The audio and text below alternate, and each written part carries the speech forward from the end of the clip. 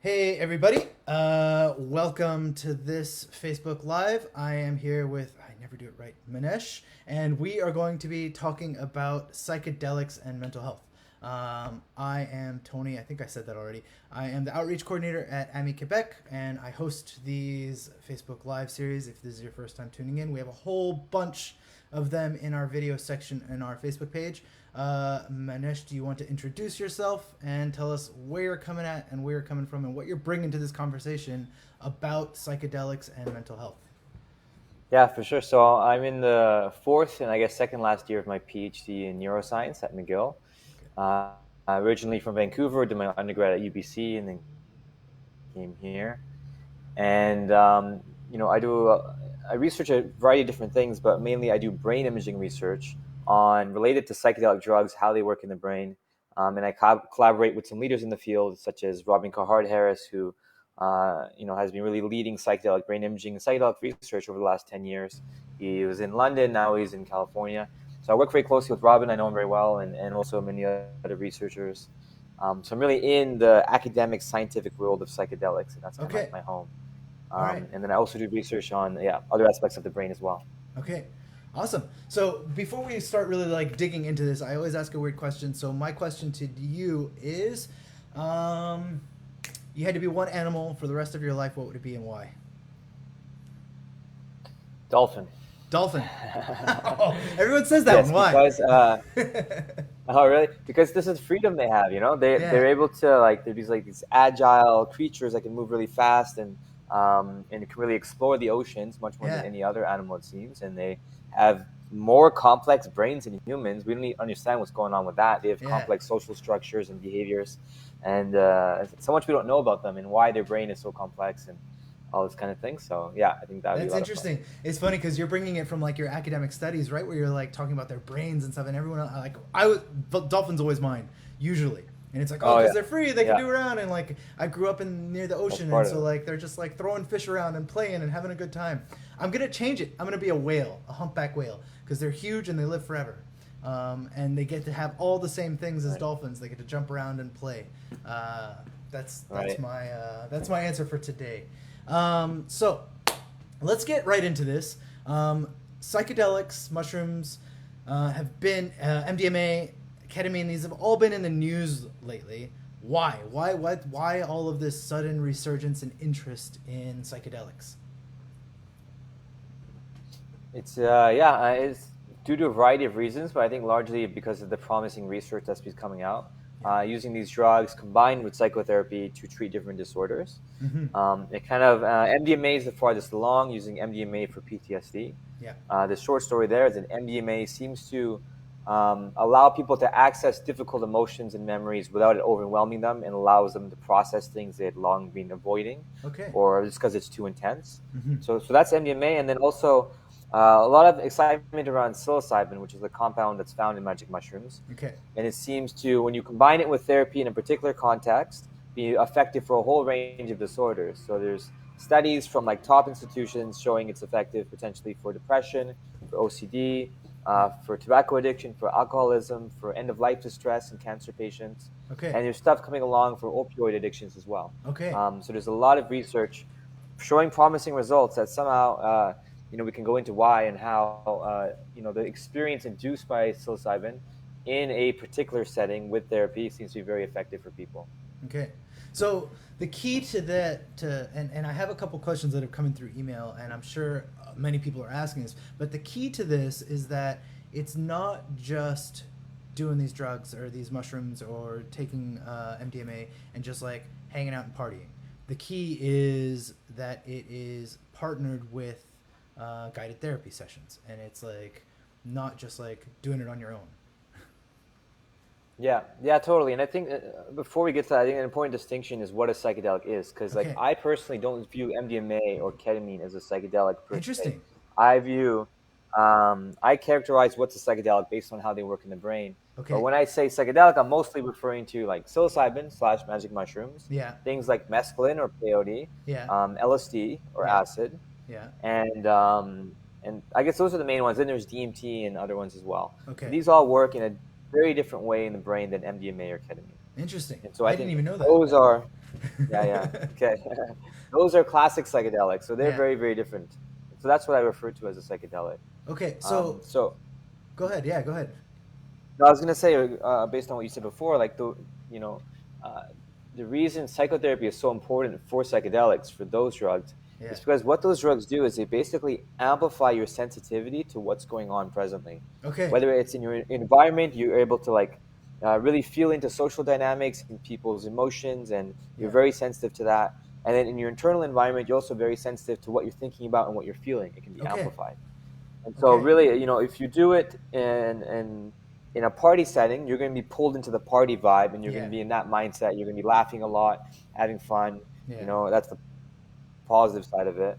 But when you do it in a clinical setting with therapists, just after you've just talked about all sorts of problems in your life with them, and you want to work on something, and then you have that mindset amplified, Yeah. that's what makes it effective for therapy. So it's Okay. so essential the context that it's coupled with because of how they work in the brain, basically. Absolutely. Okay. So now, I, I mean, I have personally never done any psychedelics. However, I have definitely been around people that have done them. That's like all the way going back to like high school, and I've definitely been around people who have had what is called a bad trip, right? So how is that prevented? How do you how do you work around that? Because I mean, it could, in theory, it could be happening, right? If you're focusing on on your emotions and you're in the moment of what's like what you just talked about, how does a therapist deal with that in terms of like you having a bad trip and just like it's overwhelming in the moment? Yeah, totally. And I think, we should make a distinction between bad trips and challenging trips. Okay. Yeah. In therapy, the psychedelic experience done in therapy, sometimes it needs to be challenging. Sometimes you need to be a bit overwhelmed and anxious, and it needs to be uncomfortable Okay. because like working through your deep problems and facing what you've been running away from is not easy. Yeah. And processing that grief you haven't processed, or the anger you feel towards people you're supposed to be loving or that you Yeah. also love. And Yeah. there's a lot of deep stuff that can come out of a psychedelic experience, which reflects the deepness of things that people don't deal with, and that leads to Yeah. mental health issues. Okay. So often, I think a bad trip can happen, bad as opposed to challenging, when you're Yeah. not prepared for it, Okay. and the experience starts to become very challenging, and you're like, no, I don't want this right now, and you start Yeah. to control and clamp down and not let yourself go there. Okay. That's when the anxiety comes. That's when the panic comes. That's when the fear Okay. comes. So in the therapy session, something they always emphasize is that you're in a safe space. Yeah. You're here to process these difficult emotions. It Yeah. might not be easy, but you're well supported, and nothing's going to harm you physically. Yeah. So just allow yourself to surrender and believe that it's taking you where you need to go, and just flow with it. Okay. And so it's really about acceptance and surrender. And if you do that and you're well supported and you're not in an environment where you feel unsafe or not secure, Yeah. then it's very hard to have a bad trip, even though you'll have challenging Yeah. trips. Okay.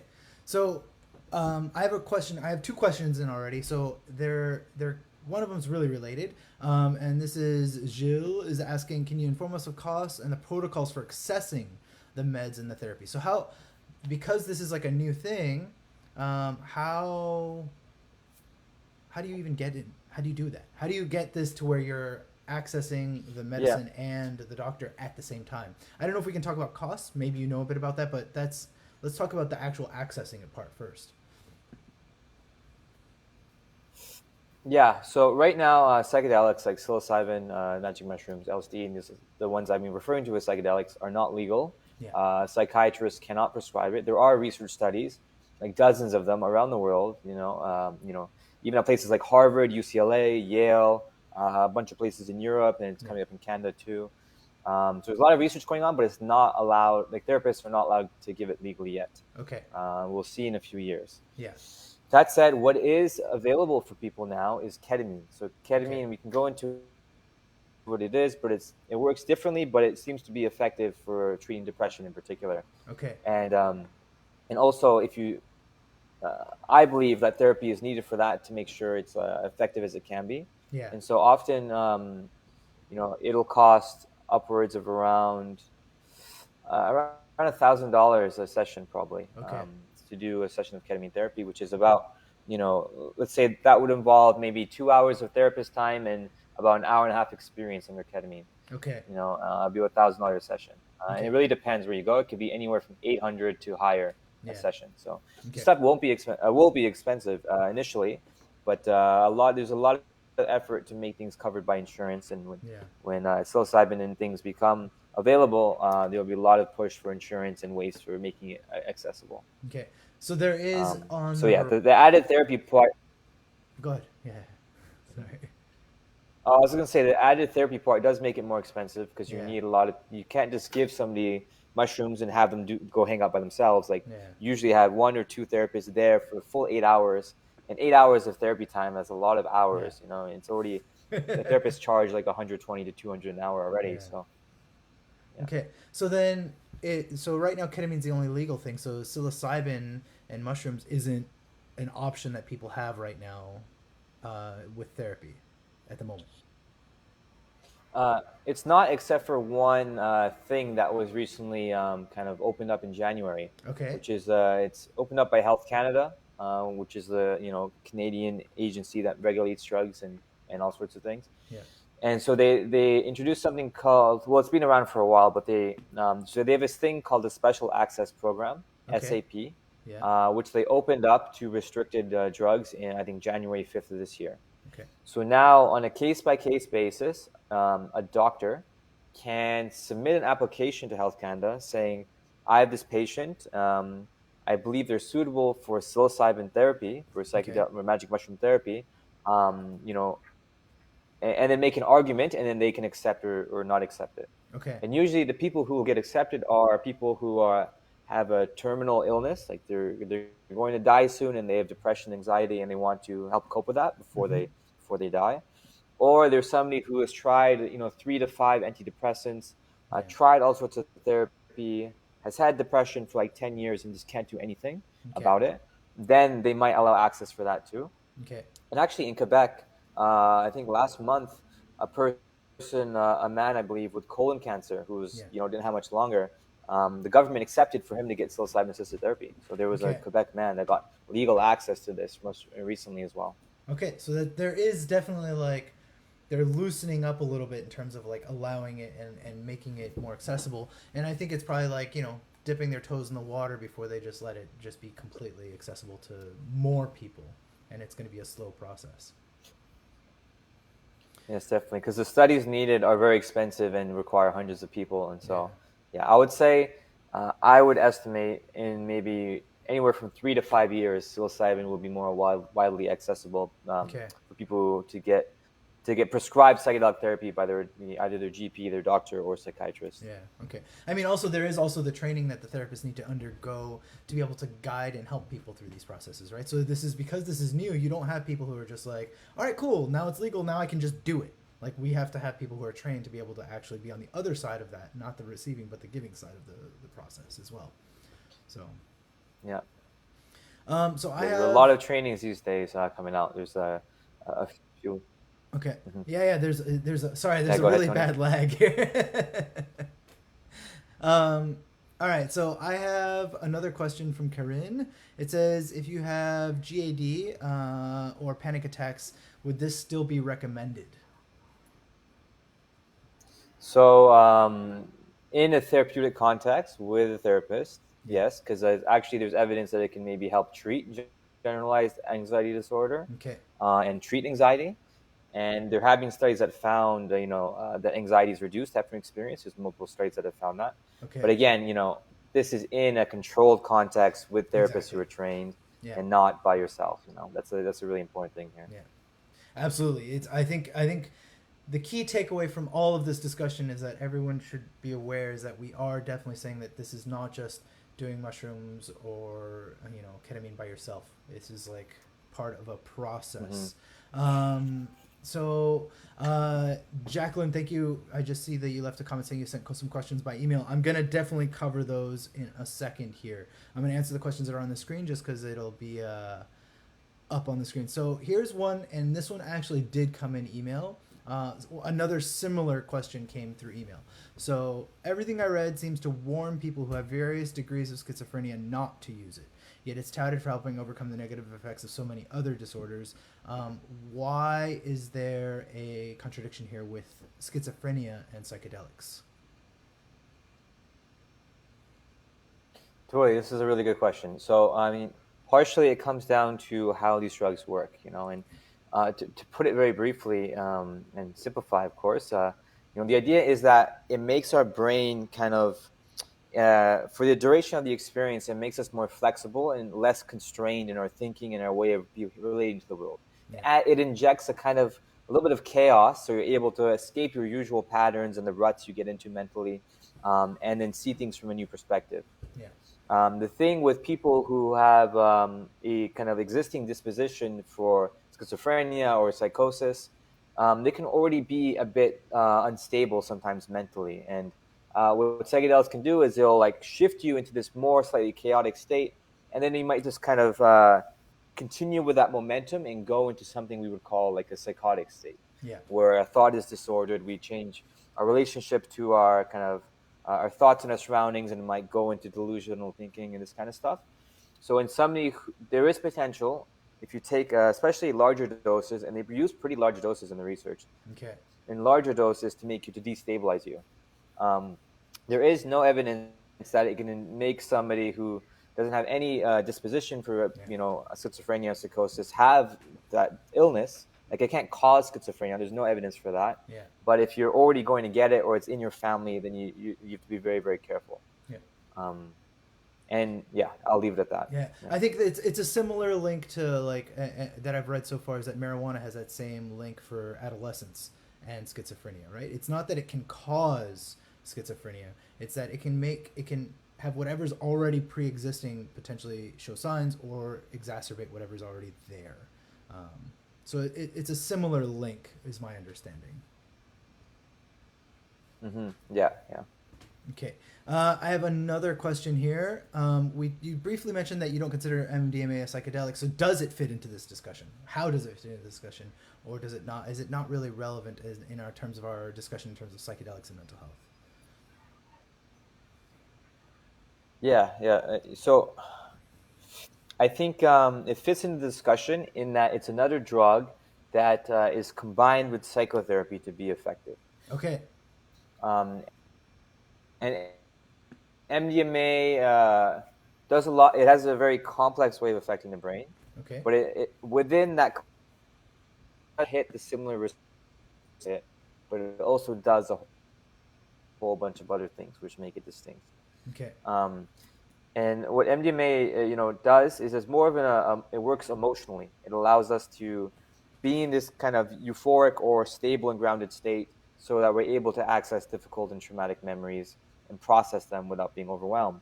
Whereas with psychedelics, it's less, it less induces a emotional kind of like euphoric state, and more just changes our relationship to ourselves and our thoughts, and makes us feel more connected, and allows us to have psychological insights. Okay. But it's quite different experience than MDMA.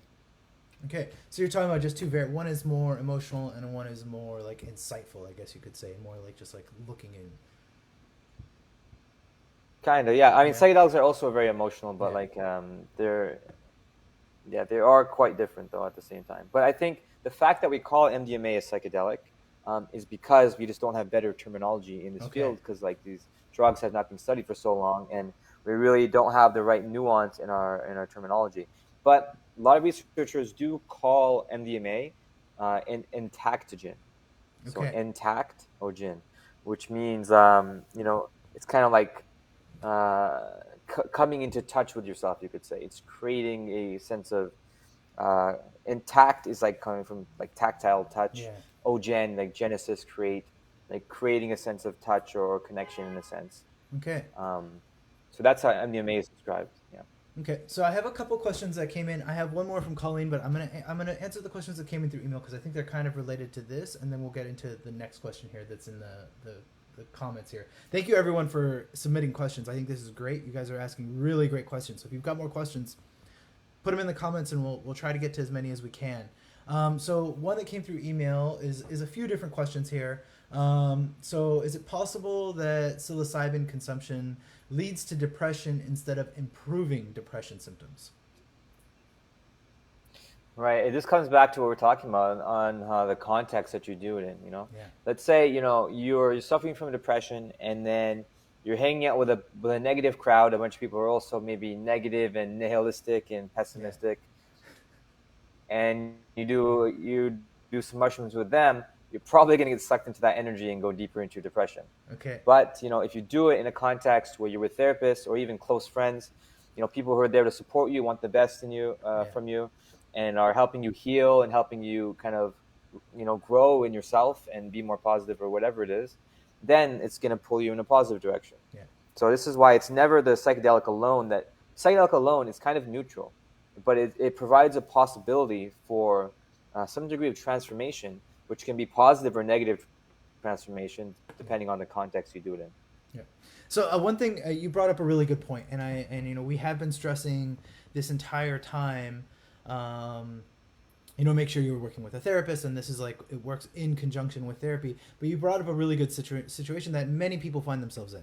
They are in a social setting, and they're offered a psychedelic of some sort, and so this is like this is how it happens probably for the majority of people who are taking psychedelics. Not probably, definitely for the majority of people who are taking psychedelics, right? It's not legal, but I personally believe in a more harm reductive approach where it's like, okay, make it as much of an informed decision as you can about what you're getting into, right? So if you're experiencing it, like you just said, if you're experiencing a depressive episode, you're with you have to know who you're with. If you're with a bunch of negative people who aren't going to help you with whatever you're going through, then maybe that's not the time to be taking mushrooms or MDMA or any of these things, or ketamine, or all of these things are available on the black market. That's a reality we have to face. So just be aware of what you're getting into before you do it, and I think that was like a great way of putting it. So I know one part of these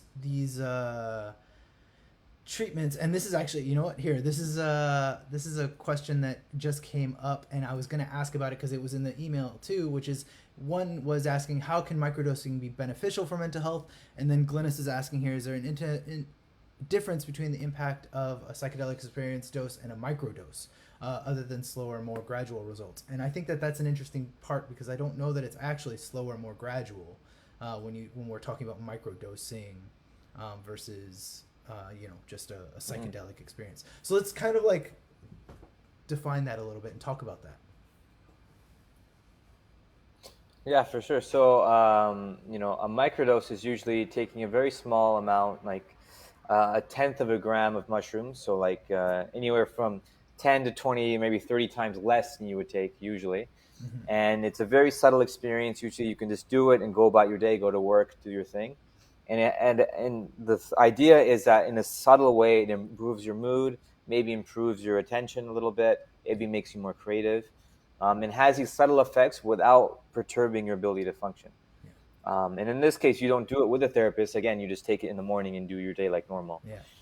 And that's compared to a macro dose, which is you taking a high dose when you have a full psychedelic journey, and that you need a therapist, or you need a controlled contact with people you trust, or whatever. So the main research treating different disorders, well, all of it, is with macro doses, with higher doses, with like quite high doses, even higher than most people take recreationally. That's what they use in the studies. Okay. And there are microdosing studies, but it still hasn't been reliably proven to be effective for people with mental health disorders. Okay. And actually, there hasn't been a published study where people were diagnosed with a disorder and then given a microdose kind of protocol to treat it. That hasn't even been studied yet.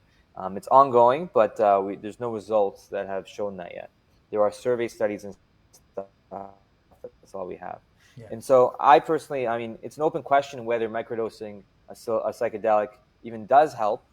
And if it does, it will be in a different way, than an experience, because with the experience, what we're finding, what research has found, is that, you do have this powerful experience maybe 1 to 3 times within the span of a month or two.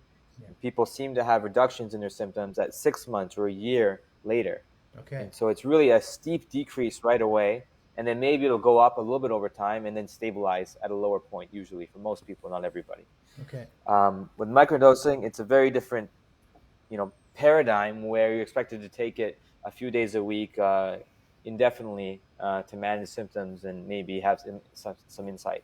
But again, there's much less research there. Yeah.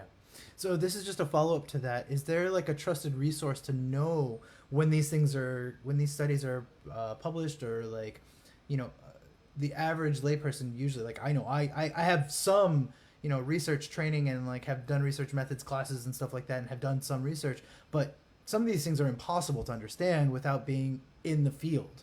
So is there a resource or where someone can like read about these things and get the kind of like layperson's synopsis, I guess you could say, of like what these results are, if they ever come out? Totally. So here are four resources for you. So Okay. the first is Psychedelic Review, psychedelicreview.com. And then I'll send you the links, Tony, after, if you Yeah, could I'm share gonna those type them links. out right now But and I'll put them in the psychedelic, comments. okay, nice. Psychedelicreview.com. And then Psychedelic Spotlight is another reliable media company in the space. Psychedelic And Spotlight. then Blossom Psychedelic Insights. This one is blossomanalysis.com. Spotlight. Okay. And And then Blossom Psychedelic Analysis. Is that what you said? so it's called, yeah, well, the website is blossomanalysis.com. Okay. Perfect. All right. So I'm gonna be putting And these and in then the the last one comments. is nice. And then one more, it's kind of a shameless plug, but I have a YouTube channel where I also share about scientific research in an easy to understand way, like a layperson friendly way. Okay. So you could search on YouTube, The Psychedelic Scientist. And my most recent video, it's been a while now, but it's on microdosing. So you'll get a sense of most of the research that's been done to date. Okay. And just and for full disclosure, I found you through the like Montreal Psychedelic Society and also through your YouTube channel. So the Psychedelic Scientist, Okay. and the fact that you're Montreal local was like a big pull as to why I was like, all right, let's have a chat. You know, I think that's important to try to keep as many local resources and just people together and involved and connected. I think that's a really like it's a big part of what Emmy does is, you know. So I think that was just like it was a nice touch that it all played nice. I put in all those links in the chat in the comments, so if you want to check those out, they are there. And I actually typed them in and made sure that they worked before pasting them, so I didn't have any mess ups in my spelling there. So, all right, I had another question here. This is from Colleen. Are psychedelics being researched for dissociative identity disorder or trauma-related disorders? And I think you actually touched on that with PTSD a little bit earlier, or maybe that was in our pre-live chat. No, I think I mentioned it. Yeah, I Yeah. mean, for personality disorders like dissociative identity disorder, often, well, we haven't researched it yet because these are like often people who are very, very difficult to treat, and it's a very tough disorder or condition, whatever you want to call it, for any kind of intervention, right? And so far, people with bipolar or other personality disorders are excluded from studies for the time being, until we kind of refine our approaches and get a better sense of safety, especially for these different clinical populations. Okay. So I think in the future, it's very possible that it can help them and it'll be used for them, but it hasn't been done yet. And then for PTSD, the biggest thing is MDMA for PTSD therapy. It's going to be available within maybe in a year or 2 years to therapists. So it's Yeah. very far along in the research. It's very promising. It seems to be the urgent treatment they sorely need, and it's going to really fill a huge gap in psychiatry because Yeah. we're terrible at treating PTSD. Yeah. And so I think MDMA is going to really lead the four there. And then also there's research with psilocybin too for PTSD, and so that's going to be coming out in the next few years as well. Okay. Um, I am all out of questions. Is there anything that you want to like talk about or touch on that is related or not related? You have like this is your like chance to have a soapbox here to talk about whatever you want to talk about. For sure. Let's take it more in the mental health route. Yeah, because Yeah. not everybody is going to have the opportunity to do psychedelic therapy, or maybe Yeah. they don't want to have a psychedelic experience. Or maybe it's not for them. So the question that comes to my mind a lot is, what insights can we derive from research with psychedelics Yeah. that help inform what people who are not doing psychedelics can do for their mental health? Okay. And the thing with psychedelics, what we've been finding, what research has been finding in general, is that they work by allowing people to access emotions and memories that they had long suppressed, allowing them to move from a kind of tendency to avoid thoughts, avoid emotions, to accepting and feeling them. Hmm. And what always often happens in the experience is that people feel this ability, like, oh, I finally grieved the death of my, my daughter from 10 years ago, Yeah. or, I finally forgave my father for the way he was in my childhood. Like very deep stuff, but psychedelics seem to really facilitate that. But the Okay. thing is, you don't need psychedelics to go there. Yeah. Yeah, I think if you're somebody who, you know, is very honest with yourself and acknowledging what has happened in your life and the effect it's had on you, and really introspecting into that with a therapist, with loved ones, or anything like this, you can really explore and go deep. And if you have the courage, really try to feel and not run away from or avoid those feelings and thoughts, that can really allow yourself to move things, I think, deep within yourself, that can lead to growth and healing and better mental health. Yeah. So I think psychedelics really show that it is possible to transform yourself. It is possible to escape things like depression and anxiety disorders. You just have to really go to those places you don't want to go, in a supportive setting, and allow Yeah. yourself to feel, express, and accept. And often that'll bring you a greater sense of connection to yourself, to others, and all the rest. And this is what psychedelics help with. But again, there are many ways to get there. Yeah. Um, yeah. That's a great soapbox that you just Hmm. were on there. I do have I have some more questions coming in, so we'll just keep going with it here. Can this be addictive? I think that's a really Hmm. valid question. So psychedelic, like things like magic mushrooms or LSD or mescaline or DMT, the classic psychedelics as they're called, are not addictive. They're not. They just physically, in terms of how they affect the brain. They Yeah. don't damage the brain. They're not toxic to your brain. They're not addictive. Okay. This just doesn't happen. But with MDMA and ketamine, there is possibility for psychological addiction, like you become Yeah. dependent on it, because you take it and you feel so good, or you get a relief from your pain, and therefore you're going to want it. But there's no evidence that people who do it for therapy have become addicted. Like many people have done MDMA and ketamine for therapy now, especially ketamine, by hundreds of thousands of people have done it. And there's no evidence out there. And I know a lot of people who run clinics and doctors and psychiatrists, and there's no evidence that people become addicted after doing it in the clinical setting. Okay. Um, yeah, yeah. And then I have another question from Glynis here that says, "Do you have to know what the PTSD trigger or event was to be able to move through it?" I think that's a really good question. Not yeah, not necessarily. One of the things that MDMA does, and also the classic psychedelics, is it shows you things you didn't know. Yeah. Um, you'll be in such an open space within yourself that that the memories. We're talking about memories here. Memories that you had long forgotten even happened. You start to remember them, and they come up. And this is often where you're talking about PTSD trigger events. Some people won't really know because it was so traumatic. Their brain has kind of Yeah. fragmented, and that's like over here, and there's no way you can get to it. Yeah. And so with MDMA, what seems to be happening is it kind of dissolves those boundaries a bit, so those memories come in, and then you're able to process them with the therapist. Yeah. So here's another, and I think this is kind of it's almost exactly what you just said. It's for complex PTSD or multiple events. Yeah, it seems like this is exactly what it would be a great treatment for that, because you've got all these different events that are happening or different triggers or whatever, and this is trying to help break those boundaries and barriers to you actually being able to access those memories and process them and process those emotions. Um, Yeah, yeah, exactly. You might just need more sessions. Like it's yeah. not going to be a one-off thing, but I think it really is something that accelerates the process of bringing these memories up and Yeah. allowing you to process them. Yeah. That's great. So I don't have any more. I'm trying to think of like some like hard hitting questions I could ask you to really put you on the spot, but I can't really, I can't really think of anything. Yeah, I, I think we covered a lot of ground. I think Yeah. people who want to access these, again, the classic psychedelics such as magic mushrooms, psilocybin is not legal currently, except for the way that we described before. But just keep an eye out. It will be available in future years. Maybe you can even sign up for research studies. Okay. You can Yeah. keep up with that as well. Yeah. So Here's you know what? I got two more questions and then I'm gonna cut it. And okay. this is one that actually came in the email and I forgot to ask. What's the integration work for after psychedelic sessions? So usually it's like okay, you need to follow up and follow through and like, but is there like how does that work? Is it just more sessions without doing the psychedelics and just like processing those things that are going?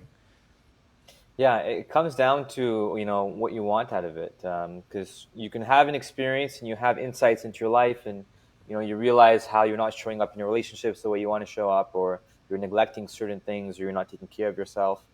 Then Yeah. when you're back home and you're by yourself again, it's like how are you going to create real change in your life? Yeah. And what integration means is taking those insights and experiences that you got, and then making it into something that's actionable and concrete in your life. Yeah. Like I'm going to spend this much more time with my kids. I'm going to spend this sacred hour every morning for myself to love myself. Yeah. Or it's like taking those insights and making them into a day-to-day thing or week-to-week thing. Yeah. That's basically what integration is. And also taking space with yourself and journaling and keeping those insights and the experience you had in mind, because it can very possibly fade away over time, and you have to be consciously present with it over time to maintain it and make it a new habit and a new way of being. So that's kind of what integration is, and it's a very broad thing, as you Yeah. can tell. Yeah. So I have one question here is this ever going to be for minors? I mean, who knows? I don't know if we could really answer that. Like this is it's Mhm. it's that's what's we're at the infancy stage I think of like psychedelic treatment, so we can't really say yes it'll be for minors or no it won't because I mean Mhm. I don't know, maybe you have more to say Well, about that, okay. but like Yeah, I think it's a really interesting question, and I know Rick Doblin, who's the director of MAPS Canada, which is the of MAPS, not MAPS Canada, of yeah MAPS, the Multidisciplinary Association for Psychedelic Studies, and he is controversial. Obviously, he advocated for potentially giving, lower doses of MDMA to minors to help them develop emotional intelligence and yeah empathy, okay and it's very possible. Like a lot of people have a knee-jerk reaction to that. Like, no, yeah drugs to kids. But yeah that's just like a lot of indoctrination we've gotten from the war on drugs, which is yeah not scientifically based and based in racism and all sorts of nonsense. yeah So I think it is possible, that there could be benefits from potentially using it at a younger age to allow people to have more of a healthy relationship with themselves and others. yeah And there are indigenous cultures that have, in their cultures, give psychedelics such as ayahuasca, which contains DMT, to minors, and it's just normalized within their cultures. yeah And so I think we're not there yet as a in medicine or as a culture to really yeah accept that, but I think there could be something to it in the future. Yeah, I think you I mean you bring up a really good thing, which is that psychedelics have been used in various cultures for thousands of years. Like this isn't a new thing. This isn't something that just like we've invented this. Like no, this is like something that's been going on for a very very long time, and it's just that our culture is just now starting to realize the benefits of like what this can actually be doing for us and for other people. Um, yeah, I just wanted Hmm. to make sure that that's like brought forward because it's not just like this new thing that's popped up on Totally. the scene. Um, I have a lot of questions, but you know what? I'm gonna just kind of like cut it here. I think that this was an incredibly great session. Thank you so much for joining me. Um, thank you, thank you, thank you. I don't really know what else to say. You have any parting words? Um, yeah, I mean, if anybody obviously there's more questions that weren't Yeah. answered. If anybody wants to contact me, you can contact me. Probably the best way is LinkedIn. Okay. My last name is Gurn, Girn, Yeah. Manesh Gurn. I'm also on Twitter. Can I comment in this chat too? It's not letting me. I But don't know how that works. how do I do that? Anyway. So LinkedIn, also Twitter, M Gurn, so MGIRN, Neuro, Neuro. So you can contact me on Twitter as well. And I think Lauren's asking who I am. I'm a PhD student at McGill. Yeah. I do work with a lot of the people who are engaged in psychedelic related stuff, in at McGill, and I really do think McGill is going to be one of the leaders in psychedelic research. in the coming years, because I know a good network of professors and postdocs and stuff in the area who are very interested in getting off the ground, and they are doing ketamine research already. My friend Kyle Greenway is a psychiatry resident and researcher at McGill who's just finishing up a ketamine study, and I'm friends with a few others in the area who are doing it. So, um, yeah, it's I coming. really feel like we could talk about this for hours. This is actually like a topic I'm like incredibly interested in, and I'd love to just like sit and just chat with you because I think it would be really good. And I put links to your LinkedIn and to your Twitter in the comments, so people are asking for that and because you mentioned it. And one more thing that I want to just like, this is going to be my parting words that Gilles said best. Since the days of CBD for seizures in children, it's time to broaden therapies. And I think that's a great like synopsis of like the approach we're taking to psychedelics and how we're doing this is that, you know, you touched on it, you know, the war on drugs has produced incredibly negative effects on our culture and society, and this is Mhm. just one small like portion of that that's really like just been to the detriment of everybody. So thank you, Manesh. Thank you everyone for tuning in and asking comments. This has been incredibly thoughtful and insightful and just like productive conversation. So thank you, Mhm. everybody, and we'll see you next Oh, yeah. time. We don't have them monthly anymore, so you just have to stay tuned and pay attention to when we announce these events because I'm just gonna throw you at. I'm gonna throw them out there. I'm gonna find a great topic, and 2 or 3 days before, I'm gonna be like, boom, let's talk about this. So stay on your toes because it's just going to happen and there's going to be more of them instead of being this like, you know, very, I'm not a very scheduled person, so I don't like the schedule of these things. I like to be able to be like, hey, what's this great topic, let's talk about it right now. So hopefully we'll hear from Manesh again or have other people related to this topic because we can get into more in depth, and clearly this is something that people want to hear about. Thank you Mhm. very much and have a great day. Cool. Thanks, everyone. Thanks, Tony.